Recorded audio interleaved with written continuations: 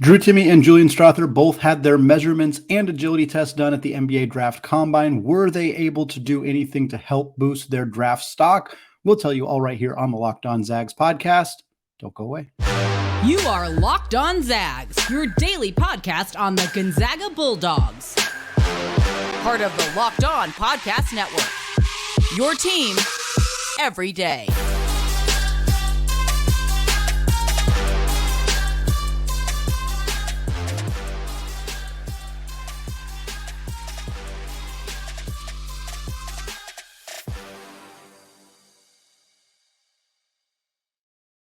What is going on, y'all? Welcome to the Locked On Zags podcast, part of the Locked On Podcast Network, your team every day. I'm your host and longtime Gonzaga podcaster, Andy Patton, here to give you news and updates on all things Zag athletics.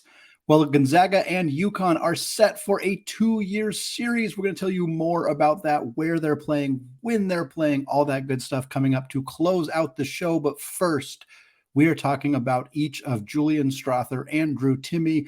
We got the results of their NBA Combine testing, their height, their agility, their sprinting speed, all of that good stuff. We're going to go through it each one by one, discuss what it means for them, what it means for the NBA draft aspirations. We're going to start with Drew Timme, and we'll kind of talk through this as we kind of go along through this process. But of course, I think because these testing numbers are kind of more palatable for people to consume and understand, it's easy to see when a player has a not very good sprint speed or a smaller standing reach than you might expect, or we didn't get body fat percentage numbers, but that's one that's very easy for people to understand. I think what kind of happens is, as we're 2 months away from the end of the college basketball season, and for people who really love to gobble up draft content and NBA fans, college fans, G League fans, whomever it may be, these results end up getting really overblown because it's the first new pieces of data that we have on these guys in months. It's the first time we've seen any of these guys play or seen them, their testing results compared against each other ever in a lot of cases. And certainly it's kind of the first piece of data we have that's new for a long time. So it ends up kind of, and sometimes it really, really rises a player's draft stock. Sometimes it really, really hurts a player's draft stock. And sometimes those things are a bit unnecessary. Sometimes those results don't necessarily matter as much as maybe the general public thinks they do, because people are just so starved for this content. It tends to create some pendulum swinging a little bit too far in either direction. But these numbers do matter. And there is certain numbers matter a bit more depending on your position, depending on your perceived skill set, depending on the things that coaches and general managers and scouts already want you to work on. If some of the stuff that you need to show improvement in is stuff that you're testing maybe makes it, like if you're a rim protector and you have a pretty bad standing reach, like those are the kind of things that are going to matter more. Whereas if you're a 6 foot, Marquise Noel's standing reach doesn't matter all of that much, for example. Like it kind of ebbs and flows. So we'll start here with Drew Timme. Kind of want to just go through some of the results here. The first result is one that I think may be more alarming to people who are not expecting it, which is his height without shoes, which is 6 foot 8.75. So Drew Timme is not a 6'10" center or a 6'11" center. Again, without shoes is, I don't want to say irrelevant, but he's not going to play a basketball game without shoes on. I guess we can put it that way. But still, he's under 6'9". And so I think that, you're not looking at Drew Timme necessarily as a rim protector. You're not necessarily looking at him as a guy who needs to be like super huge, because his skill set is more finishing around bigger guys, through bigger guys, things like that. But if we're being honest, you'd want to see this bigger. You'd have wanted to see 6'9.75". Like that would have made you feel a little bit better. 6 foot, just under 6'9". I can't imagine that has helped him too much at this stage in his draft process. His standing reach width is 9'5", which is solid. His wingspan, however, we talked about the standing reach, or we talked about the height not being great, but he does have a 7'1.75" wingspan. So he's a quarter inch away from a 7'2" wingspan, which that kind of helps mitigate some of those size concerns. Maybe he's not as tall as scouts were hoping for, or people were expecting him to be, but him having the reach that he does and having the ability to having the wingspan that he does definitely helps kind of curtail some of those concerns. Let's get into some of the testing stuff. The first one for him was the lane agility time, which was 10.93 seconds.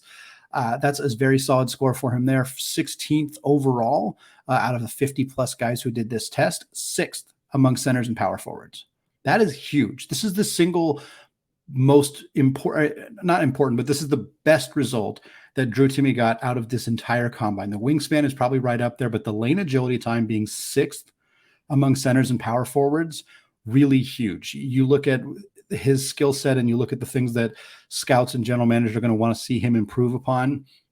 Lateral mobility, hedging screens, kind of being able to defend in space. Those are issues for Drew Timme right now that are seriously curtailing his NBA draft stock. Like that's the biggest reason that teams are kind of down on him is he going to be a complete liability defensively? His lane agility time being this good relative to his peers at the NBA draft combine is very significant. Does it mean that he's magically going to be a good defensive player in the NBA right away? Not necessarily, but it certainly gives teams more optimism that the athleticism is not at a spot that is kind of untenable for him to improve in this area. He did not participate in the shuttle run, so his next result was the 3-quarter sprint speed, 3.34 seconds for him to get from free throw line to the opposing baseline. That was 41st and 15th among centers and power forwards. So most of these tests had about 25 or so center power forward combinations. So he was 15th out of about 25. Not great, not horrible. I think a lot of people would have looked at Drew Timme as a player they might have projected to finish last in this group, if we're being honest. Not saying that's what I would have projected, saying that that's what others out there who would have projected. So for him to finish decently average in that category, a little below average, but not towards the end, I think is fine. I don't think that's a result that matters a huge, significant amount because I don't think it's all that surprising, but it is there. Now the jumps. Standing vertical leap followed by max vertical leap. Subtle difference between those two, of course. Standing vertical leap is off of off of 2 feet. Max vertical leap is being able to take a step into that jump. Timme's standing vertical leap was 26 inches. 57 players participated in the standing vertical leap at the combine. Drew Timme finished 54th. Out of those 57 players among centers and power forwards, he finished 20th out of 22. For the max vertical leap, slightly better there. He was 30.5 inches. That was 53rd out of 57 and 19th out of 22 centers and power forwards. Drew Timme is not much of a leaper. He's not much of a jumper. This shouldn't be a particularly shocking result, although it is hard to say that disappointment is probably not exactly the right word, but it's not great to finish towards the bottom of this group. I think for a player who's maybe an inch and a half shorter than I think the expectation was, than the way that he has been listed throughout his college career, followed by not having particularly great leaping ability. Again, nobody was circling Drew Timme on their draft board as, hey, this is a guy we think who can come in and protect the rim for us. That's not his skill set. But even from a rebounding perspective, I think there's a little bit of concern of, hey, can this guy who's closer to 6'9" than 6'10", come in and be a viable rebounder for us? Is he going to get killed on the offensive glass? Is he going to be able to, to help us get out and transition on the glass? And I can understand there being a bit more concern about that with some limited jumping abilities, some okay sprint speed stuff I think helps. Again, the lane agility helps a lot because you're not expecting Drew Timme to be, leading the fast break at the NBA level, but you do expect him to defend in space. And he at least has shown from an athletic standpoint that he might have more to offer in that area than perhaps previously indicated. But the leaping isn't going to be a big strength of his. So that's just, again, not something that should surprise anybody at this combine who's probably been studying Drew Timme for a couple of years now, at least in some capacity. So again, for Drew, these numbers were never going to be, we're never going to pop off the page. It was unlikely he was going to finish top 5, top 10 in a whole lot of categories. So I don't think we should be overly shocked by any of this. For his chances of making the NBA, it's proving that he can defend in space in the scrimmages. It's proving he can knock down threes in game competition because him knocking them down in practices, which he did. He knocked down 12 out of 25 in the three-point shooting drill, 48%. Last year was 16% in that same drill at the combine. This year he was 48%. Scouts still want to see him do it in games. They still want to see him do it in games. He did it against UConn twice. That was huge that he knocked down those threes in those games, but we still need to see him do that in-game action. If he can do it in the scrimmages, that's going to help further his draft stock. But right now, I think those concerns about the floor spacing and overall defensive ability are what are keeping him being a low second-round pick at best as we look at mock drafts a month or so away from the actual NBA draft. Well, Julian Strawther tested really well at the combine last year, but this year's results created more questions than answered. We're going to talk a little bit more about that after a word from today's sponsor, FanDuel. Grand slams, no-hitters, and double plays are back, and there is no better place to get in on the MLB action than FanDuel, America's #1 sportsbook. That's because right now new customers can step up to the plate with a no sweat first bet up to $1,000. Just go to FanDuel.com/lockedon to sign up, place your first bet, and get up to $1,000 back in bonus bets if you do not win. Maybe you Zag fans want to bet on Marco Gonzalez to keep getting wins for the Seattle Mariners, or perhaps you want to bet on Eli Morgan to get a save for the Cleveland Guardians. Either way, don't miss your chance to get a no-sweat first bet up to $1,000 when you go to FanDuel today. Just go to FanDuel.com/lockedon to sign up. FanDuel, an official partner of Major League Baseball. All right, folks, I want to thank all of you for making Locked On Zags your first listen every day. And for you everyday listeners, this week on the show, we're going to continue to take a look at some transfer portal stuff. We're going to look at the WCC and how the league has collectively done in the transfer portal. We'll take a look at some players the Zags could continue to add to this roster as they have a handful of spots still available. And we'll, of course, continue to keep you updated on Drew Timme, Julian Strawther, Anton Watson, Malachi Smith, the stay decisions, the go decisions, what that means for the Zags next season. For right now, we are going to continue our NBA draft combine measurement conversation. We talked about Drew Timme in the first segment. Wingspan was productive. Lane agility time was very good. Rest of the testing results, not so great for Drew Timme, but nothing that I think is overly concerning. I want to talk about Julian Strawther now, going through those same numbers. For Julian, again, the height was a little bit surprising. He was listed without shoes at exactly 6'6". I think he was listed at 6'7" throughout the season. So again, not shocking to see him down a little bit lower than that. His standing reach was 8'9". Kind of love to hit 9 foot on that if you can, but I don't think that's horrible for him. And his wingspan was better than his height, at least. That's always the measurement there, is you don't want to have a wingspan that is less or at your same height. It was actually a big part of the reason that Brandon Clark somewhat not smartly fell in the NBA draft all the way to 21st, was because he was 6'8" with a 6'8" wingspan, and there was concern that his shot blocking ability wouldn't translate because of that. For Strawther, he stands 6'6". His wingspan is 6'9.25". Again, he's not really asked to be a rim protector, but you do want to see that length in terms of being able to be more disruptive on the defensive end of the floor, knock away some more passes, that kind of stuff. Lane agility time for Strawther was 10.94, for the record, slightly below what Drew Timme posted in the same category. That puts him 18th overall and 5th among small forwards. I specifically only looked at Julian Strawther as compared to other small forwards. He's kind of a hybrid guy. Maybe he could play some small ball 4 at the next level, maybe even play some 2, the way that Corey Kispert, somewhat surprisingly, has done for the Washington Wizards. But I felt like comparing him strictly across small forwards was going to be a little bit more advantageous. Looking ahead, he did do the shuttle run at 3.46 seconds. And folks, that was dead last. Dead last. 19 players ran the shuttle run, so it was a smaller sample size. Most of the other events had 50 plus players participate. 19 guys did the shuttle run. Strawther finished 19th at 3.46. 18th was 3.33. Strawther was significantly worse than everybody else who participated. Again, that is an important caveat, who participated in the shuttle run. Still, that is not great. Again, Strawther tested really well at the combine last year. The 3-cone drill, he was one of the best. Some of those agility numbers, he was really, really good. I would imagine that there's probably going to be a bit of a grain of salt here, perhaps some concern, but maybe he pulled up a little early. Maybe he was slightly bothered by an injury, something like that. But being dead last by a fairly significant margin, 0.13 seconds in the shuttle run, again, hopefully he gets a chance to retest it, or hopefully it's not something scouts are taking too seriously, because that's not a good result for Julian Strawther. There's not really any other way to look at it. That's a bummer to see that number come up for him on the screen. 3/4 court sprint for him was 3.31 seconds. That was 32nd among all players participating, 10th among small forwards. So he's at least a top 10 player in his position group there. And then the jumping stuff, again, not great results. Not leapers in Spokane this year, apparently, between Drew Timme and Julian Strawther. Strawther's standing vertical leap was measured at 27.5 inches.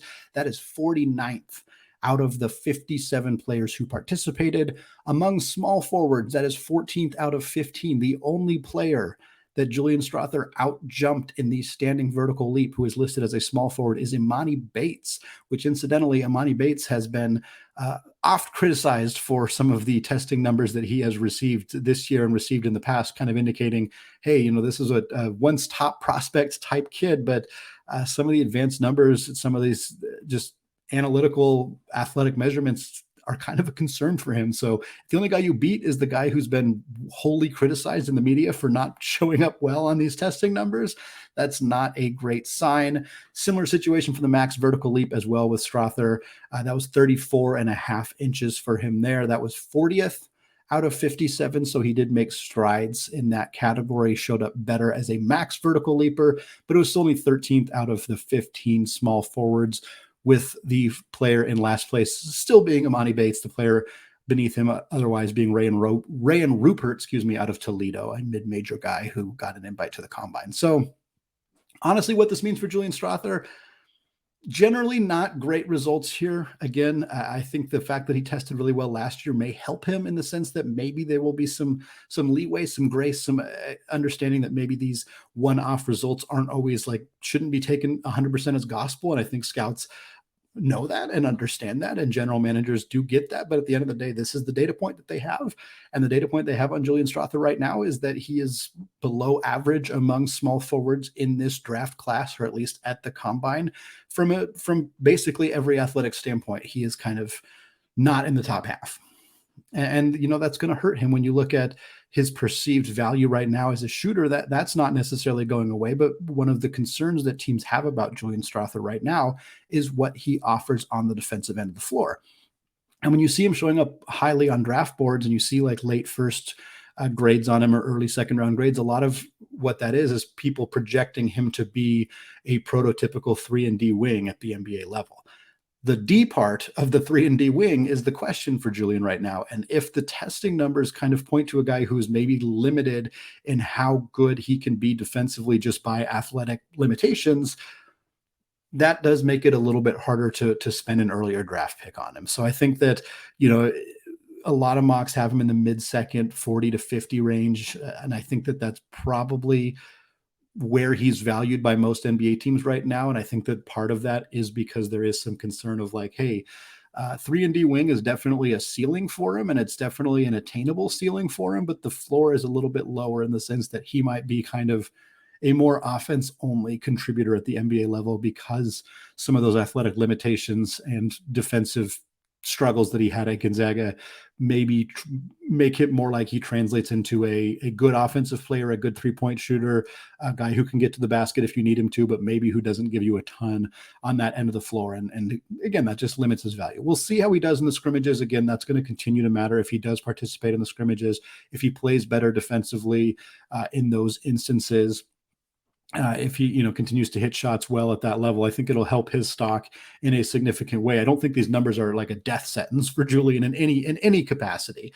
It would have been nice to see him show up better from an athletic standpoint, from a jumping standpoint. You would have wanted to see a little bit more from him. But if he plays well in the combine and he does well in interviews and stuff, I think he's going to be fine. I think he's still got a very good chance of getting drafted. If not late first, early second seems very feasible. But some of these numbers do point to a guy who might struggle to acclimate to the speed and athleticism of the NBA more so than maybe we would have initially thought with him. Well, Gonzaga and UConn scheduled a pair of elite non-conference games starting this season. More on that game and Gonzaga's overall 2023-24 non-conference schedule as it begins to come together, coming up right after this.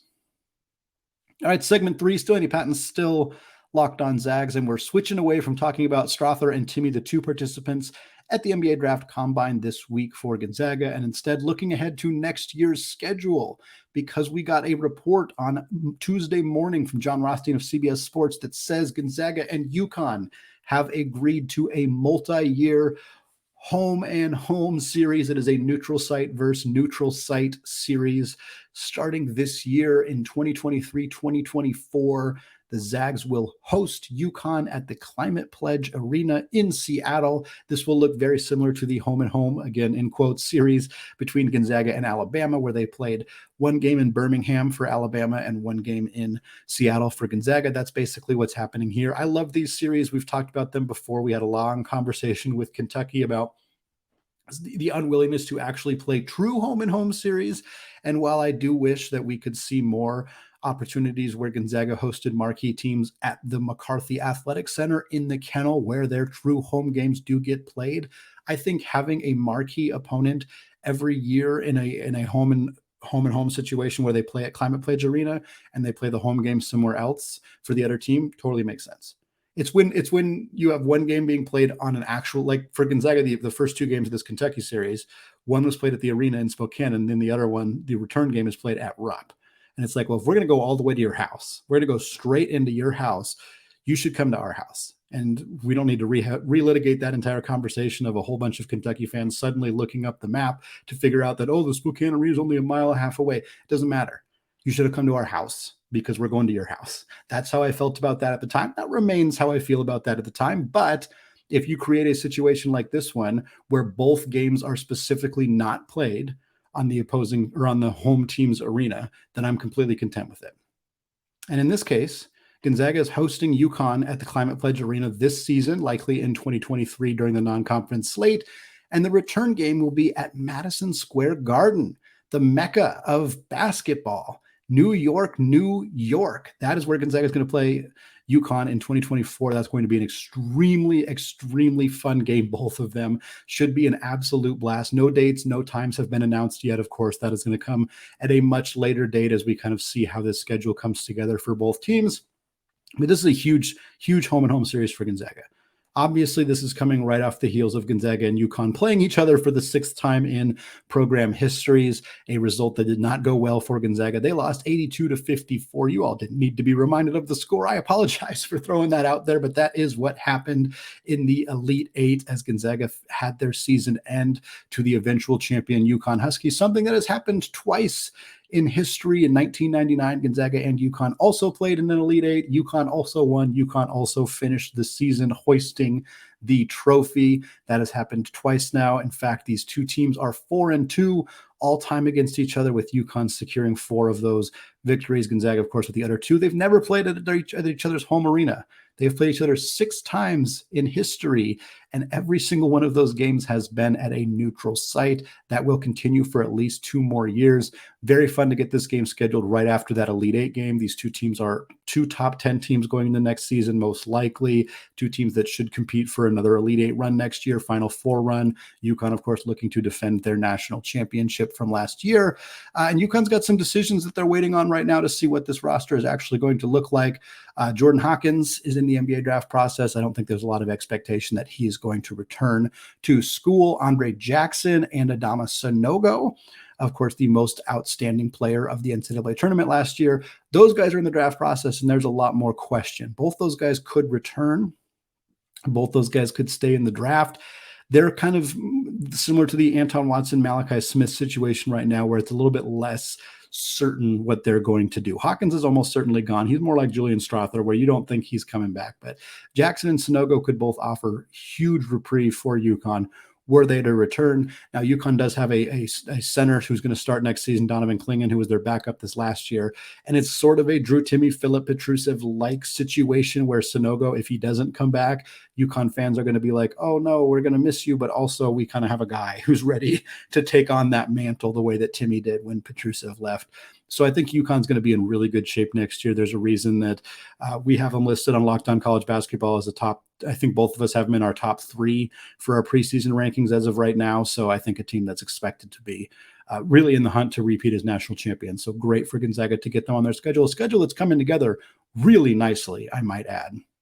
Here's what we know right now definitively on May 16th about Gonzaga's 2023-2024 non-conference schedule. We know they're playing UConn at the Climate Pledge Arena in Seattle. That's, of course, the game we just talked about, the game that we just got ironed out today on Tuesday as we're recording this. We know they're going to play at Kentucky at Rupp Arena because that was part of that 6-year series that Gonzaga and Kentucky agreed to last offseason. We know they're going to play in the Maui Invitational, which means they will play some combination of the following teams: Kansas, Marquette, Syracuse, Tennessee, UCLA, and of course, you're always host of the Maui Invitational, Chaminade. So Gonzaga's got some really good games scheduled at that tournament. They, of course, got Kentucky and UConn. We know they're going to play Washington, as they have started to re-up that series every single year. This year, that's going to be in Seattle. So 2 games in Seattle this year, one against UConn, one against Washington. We got Maui, we got Kentucky. There's more left to be had on that schedule, whether it means that the Zags try to find another way to play somebody like Baylor again or Alabama, or if it's not them, maybe it's another marquee opponent similar to that. We've seen them schedule home and homes with the likes of Creighton in the past. Would they be willing to do something with, say, Arkansas, a team that's really built up a tremendous amount of worth on the basketball court in the last few years? There's some other really fun opportunities out there, and we'll do more kind of schedule guessing, schedule, dream building, whatever it may be. I think it'd be fun to play Florida with Todd Golden at the helm there. Of course, we've wanted to see them play Arizona. I'm not sure if they're quite ready to do that yet, but that's when that could eventually come down the pipeline. Of course, they'll have some more low-key regular games locally. Maybe it'll be Idaho, Eastern Washington, Northern Arizona, teams like that, teams that nobody gets super excited about, but that are a vital part of filling out your schedule every single year. So we'll continue to keep you updated as we learn more about what Gonzaga's schedule is going to look like. But if nothing else, UConn and Kentucky, tremendous start to what should be another really, really fun non-conference season for the Gonzaga Bulldogs in 2023. All right, that's going to do it for me today. Don't forget to check out the show wherever you already get podcasts, and to find us on YouTube if you have not done so yet. Just go to youtube.com, search Locked On Zags. You can hit that big red subscribe button to find us every single day. I want to thank all of the everyday listeners. You all know who you are. Shout out to each and every one of you who make this show your first listen every single day. You can continue to do so again wherever you find podcasts. You can leave a review on iTunes if you have not done so yet. Give me a follow on Twitter below on the screen there for those of you watching on YouTube. We got more transfer portal stuff coming your way this week, an update around the WCC, and continued coverage on the NBA Draft Combine and what it means for our guys Drew Timme and Julian Strawther. All right, thank you all for listening, and as always, go Zags.